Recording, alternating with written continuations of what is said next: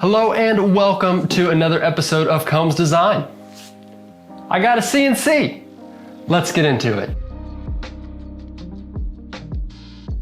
In these two large boxes is a Shapeoko 4 XL. And today we're gonna cover three important things. Number one, I'm gonna show you kind of how it goes together. This won't be a tutorial on how to put it together. Shapeoko does that, but it'll kind of be my thoughts and impressions as I'm opening it up in real time and putting it together. I'm going to explain why I got this particular machine when there are so many on the market.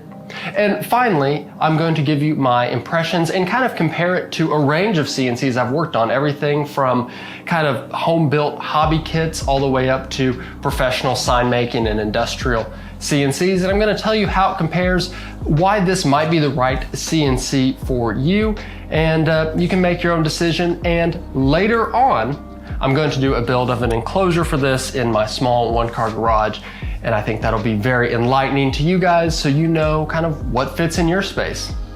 Let's get it open. Unlike a lot of reviews I'm sure you'll see here in the next few months, this is not sponsored.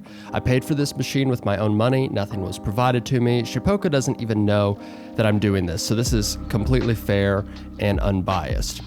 And be sure to stick around for the entire episode. Things get crazy, and there's a giveaway.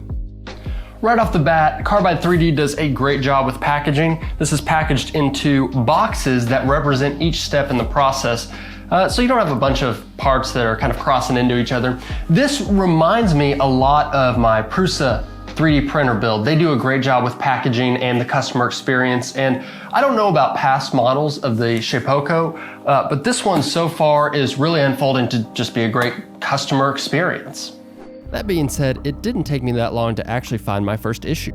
Okay, first bit of frustration here. I got the wrong screw count. I didn't get enough screws. It looks like, just a guess, that they gave me the screw count for the smaller version instead of this medium-sized version, which is fine. It happens. I'll give them a call.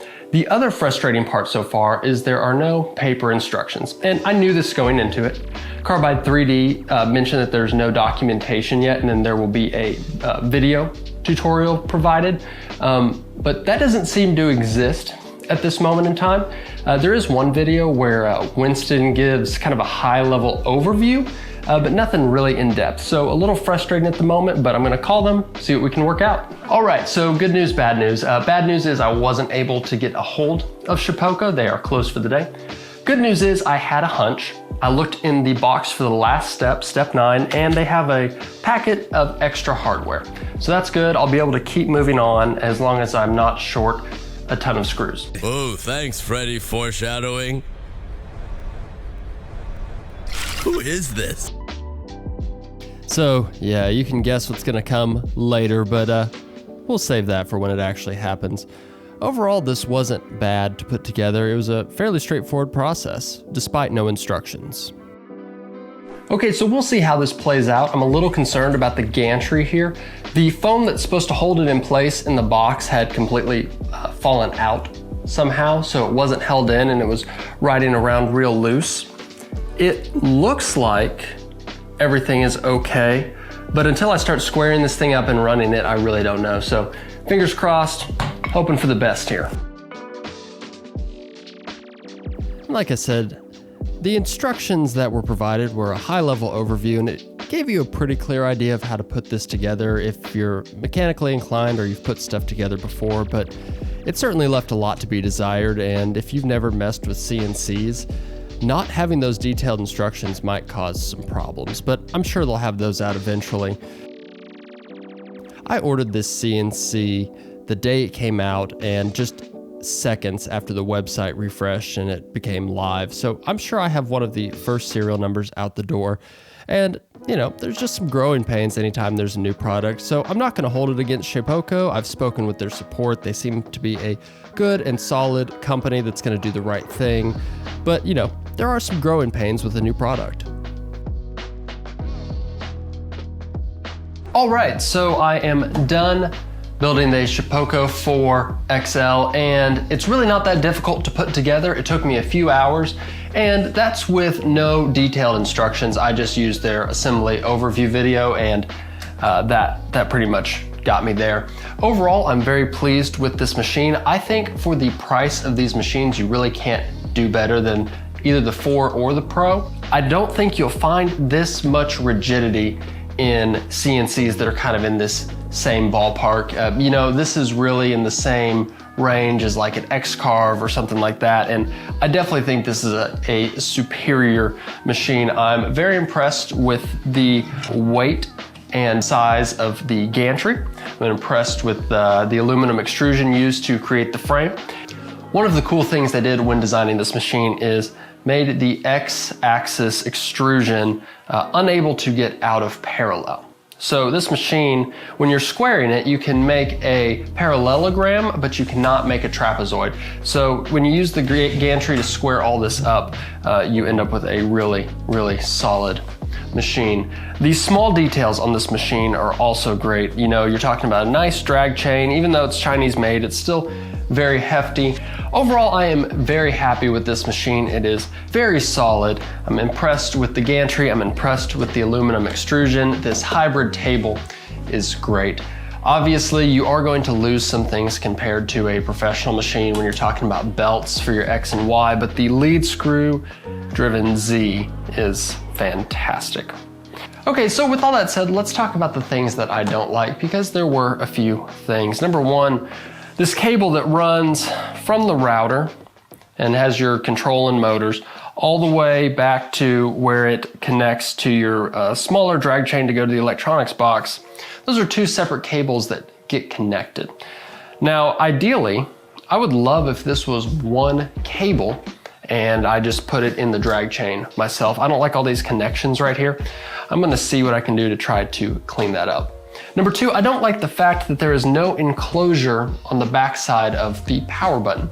Ideally, if I was making the machine myself, I would have some sort of enclosure on the back side like a grommet, and then some snake skin coming out that protected all those wires all the way back to the electronics enclosure. The next thing I'm unhappy with is the hardware, or the lack of hardware. Carbide 3D gets an F on the hardware. I used, with the exception of the shoulder screws that are used to hold these extrusions in place, I used every bit of extra hardware that was included, and they included a very generous amount of extra hardware. And not only that, I had to get into my own hardware. What I'm about to tell you now was not supposed to be a part of this video at all. It's actually very frustrating. I had finished all my editing, done all my talking points, and I just came out here to get a little bit of B-roll that I had missed earlier. And as I was jogging the machine around, it just started grinding like crazy. And I'll get some close-ups, but I permanently marred the aluminum extrusion here on the side, and it took me about 20 minutes of pulling things apart to figure out what's going on.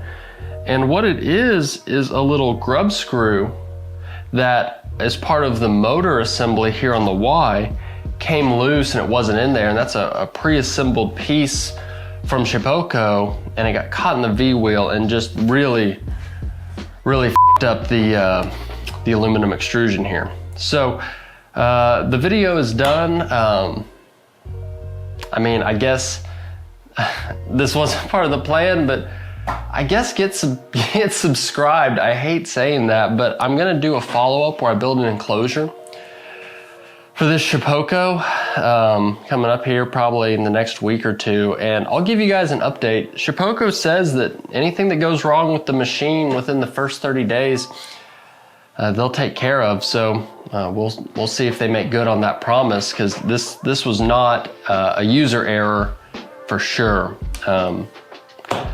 Oh man, this is frustrating.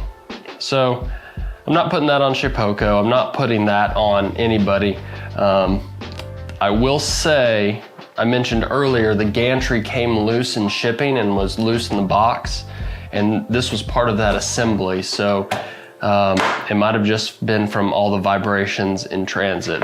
All right, so before we get to the giveaway, let's talk about why I chose the Shapeoko 4 in the XL size specifically. Well, ideally, if I had a bigger shop and more money, I would get an industrial machine, but that's just not in the cards. I'm working out of a one-car garage, so even if money wasn't even a factor, I simply don't have space. I identified one spot in the garage where I could put the Shapeoko, and that was underneath the outfeed table. So that really limited my options. I couldn't have anything that was super deep. That being said, I was down to either the standard size or the XL size, which is about half the depth, but the same width as the full size or the XXL machine. You know, I'm really happy with my choice. There's a few other options in that size category out there. I even looked at some of the options by Avid CNC that are expandable, but really the Shapeoko fit the bill the best. If you're in a one-car garage, I think this XL is the perfect size, and you can really get a lot of functionality out of a machine that isn't that deep. I also looked at the X-Carve options, and in my experience, they're just not really that rigid. I really like the rigidity and the more advanced features of the Shapeoko, and that's what drove my decision. All right, it is time for the giveaway. You guys have waited so patiently. Did you know that out of all of you guys watching right now, only 4% of you are subscribed? I know, that's crazy. Now, I wouldn't tell you to subscribe. I wouldn't force you to subscribe. I wouldn't try to manipulate you into subscribing. But if you wouldn't mind subscribing, that would really help me out. And I have an incentive this week. As you know, I have an ongoing partnership with One Tree Planted, and I am planting trees in the names of my subscribers. So from the time this video launches until my next video comes out, if you subscribe and leave a comment below and tell me what type of content you want to see or maybe what your thoughts are on the Shapeoko, you are automatically entered to win. This week, there are 10 trees being planted. The winner will have all 10 planted in their name, and I will email you a fun certificate that you can hang on your wall or maybe not even print off if we're in the business of saving trees. We have already planted a lot of trees in the names of my subscribers in the past weeks, and we are going to keep this going. So this episode has been crazy, a lot of twists and turns. This is what you get in a product review when it's a non-sponsored review. So thank you guys so much. Like I said earlier, get subscribed. I have that enclosure build coming up for the Shapeoko, and